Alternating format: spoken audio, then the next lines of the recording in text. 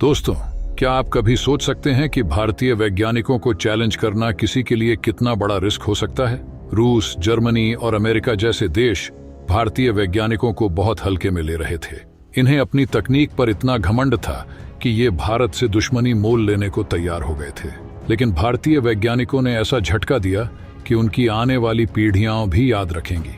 लेकिन दोस्तों, वीडियो में आगे जाने से पहले आपसे अनुरोध करूंगा कि अगर आपने अभी तक इस चैनल को सब्सक्राइब नहीं किया है तो सब्सक्राइब कर लें, वीडियो को लाइक कर लें और सबसे जरूरी बात, कमेंट बॉक्स में जय हिंद जरूर लिखें। याद रहे, जय हिंद लिखना हमारे लिए गर्व की बात है।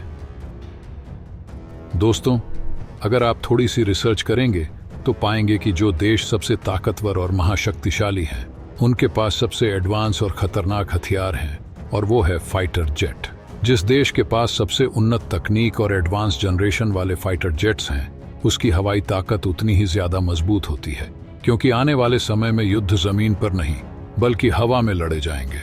मोदी सरकार का भी यही विजन है कि भारत ऐसी तकनीक विकसित करे जो रूस, चीन और अमेरिका जैसे देशों के पास भी ना हो।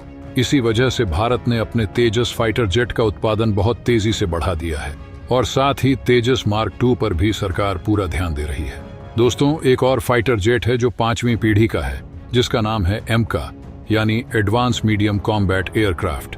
भारतीय वैज्ञानिक इस फाइटर जेट को बनाने में दिन रात एक कर रहे हैं। सबसे खास बात यह है कि इसमें लगने वाली कोई भी तकनीक हमें दूसरे देशों से लेने की जरूरत नहीं है, क्योंकि भारत इसे मेक इन इंडिया के तहत खुद से डेवलप कर रहा है। लेकिन इसमें एक कमी है और वो है इसका इंजन। भारत ने अब तक जितने भी फाइटर जेट बनाए हैं, उनमें खुद का बनाया हुआ इंजन नहीं लगाया है। अब भी हमारे फाइटर जेट्स में लगने वाले इंजन रूस, अमेरिका या फ्रांस से मंगाए गए हैं। जो इंजन एमका के लिए बनाया गया था, यानी कावेरी इंजन, वो इस फाइटर जेट को जरूरी थ्रस्ट नहीं दे पा रहा था। हालांकि भारतीय वैज्ञानिकों ने इस इंजन का इस्तेमाल यूएवी ड्रोन के लिए किया, लेकिन यहाँ बात 5वीं पीढ़ी के फाइटर जेट के इंजन की हो रही है। कुछ समय पहले जब प्रधानमंत्री मोदी अमेरिका गए थे, तो अमेरिका ने भारत को अपना G4 फॉल्कन इंजन देने की बात कही थी, लेकिन अभी तक न तो इंजन मिला है और न ही इस पर कोई ठोस चर्चा हुई है। इसीलिए भारत पूरी कोशिश कर रहा है कि किसी भी तरह से एमका फाइटर जेट को अगले साल यानी सन 2025-26 तक भारतीय वायुसेना में शामिल कर लिया जाए। चीन और पाकिस्तान जैसे देश लगातार भारत को घेरने की कोशिश कर रहे हैं और अब तो मालदीव जैसे देश भी भारत के खिलाफ हो चुके हैं। यही वजह है कि भारत को इस फाइटर जेट को जल्द से जल्द तैयार करना जरूरी हो गया है। मोदी सरकार ने तेजस मार्क 2 और एमका के बाद एमका मार्क 2 को भी रेडी करने का प्लान बना लिया है और इसे किसी भी कीमत पर फाइनल करने के निर्देश दिए हैं। इस सब के बीच जो खबर आई है, उसने रूस, ब्रिटेन, फ्रांस, चीन और अमेरिका जैसे देशों को हैरान कर दिया है।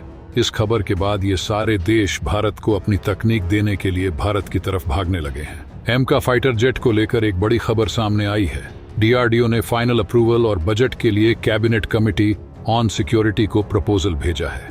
दूसरा बड़ा अपडेट ये है कि UK based company Rolls Royce ने भारत को अपने इंजन की टेक्नोलॉजी ट्रांसफर करने की मंजूरी भी दे दी है और फिलहाल यूके गवर्नमेंट से एक्सपोर्ट लाइसेंस का भी अप्रूवल ले लिया गया है। मोदी सरकार ने पहले ही फैसला किया था कि एमका पूरी तरह से भारत में ही तैयार किया जाएगा। हालांकि कई बड़े देशों ने भारत को अलग अलग तरह के ऑफर दिए, जैसे कि इसे दूसरे देशों में तैयार किया जाए या फिर पहले से तैयार फाइटर जेट ही खरीद लिया जाए।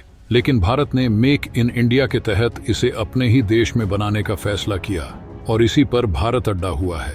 इस हवाई योद्धा के लिए जो इंजन भारत को चाहिए, वो बहुत ज्यादा हाई कैपेसिटी वाला होना चाहिए, लेकिन उसके रिसर्च और निर्माण में काफी वक्त लग सकता है।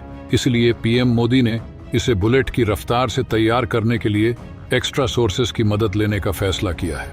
भारत ने इसके लिए कई ऑफर रिजेक्ट किए हैं, लेकिन भारत के साथ जो हुआ है वो पूरी दुनिया के होश उड़ा देने वाला है। ब्रिटेन की रोल्स रॉयस कंपनी ने भारत को ऑफर दिया है कि अगर भारत चाहे तो वो उसके साथ मिलकर लगभग 110 किलो न्यूटन क्लास का इंजन बना सकता है।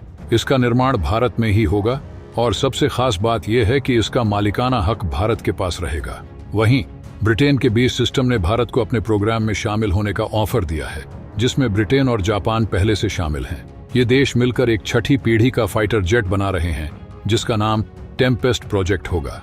भारत चाहे तो इसमें शामिल होकर बराबर का हिस्सादार बन सकता है, लेकिन इसमें सबसे बड़ी दिक्कत यह है कि इंजन के मालिकाना हक भारत के पास नहीं रहेंगे। इसी बीच luxury car manufacturing company Rolls Royce make in India के तहत न केवल भारत को जरूरी इंजन बनाने के लिए तैयार है, बल्कि वह इंजन के लिए अपना टेक्निकल कंट्रीब्यूशन भी देना चाहती है।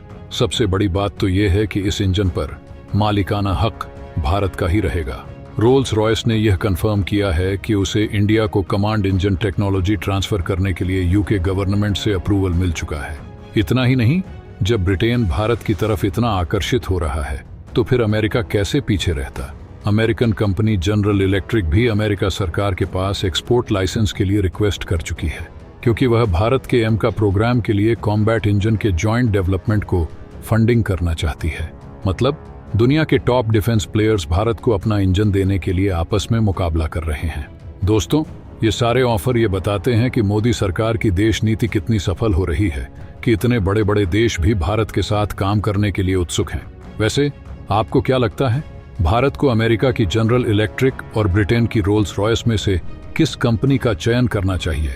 हमें कमेंट करके अपनी राय जरूर बताएं।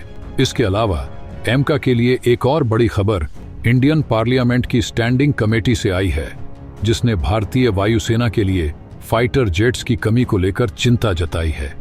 इसके बाद से इस प्रोजेक्ट पर काम की रफ्तार तेज हो गई है। डीआरडीओ और एचएएल के चीफ के साथ प्रधानमंत्री मोदी की लंबी बैठक हुई, जिसमें कहा गया कि तेजस मार्क 2 और एमका की टाइमलाइन में किसी भी प्रकार की देरी बर्दाश्त नहीं की जाएगी। मोदी सरकार ने तेजस मार्क 2 के लिए 2500 करोड़ की फंडिंग की थी और अब 6500 करोड़ की फंडिंग और रिलीज कर दी गई है। कुल मिलाकर इस प्रोजेक्ट के लिए 9000 करोड़ दिए जा चुके हैं। भारत के एमका प्रोजेक्ट पर कुल 15000 करोड़ का खर्च आएगा और अगर सब कुछ सही रहा तो सन 2025 या 26 में इसका प्रोटोटाइप रोल आउट हो जाएगा। तो दोस्तों, आज के लिए बस इतना ही। इस वीडियो के बारे में आपकी क्या राय है, कमेंट करके जरूर बताएं। वीडियो को अभी तक लाइक नहीं किया है तो लाइक कर दें, चैनल को सब्सक्राइब नहीं किया है तो सब्सक्राइब कर दें, साथ बेल आइकॉन के ऑल को सिलेक्ट कर लें। मिलते हैं अगले वीडियो में। जय हिंद, जय भारत।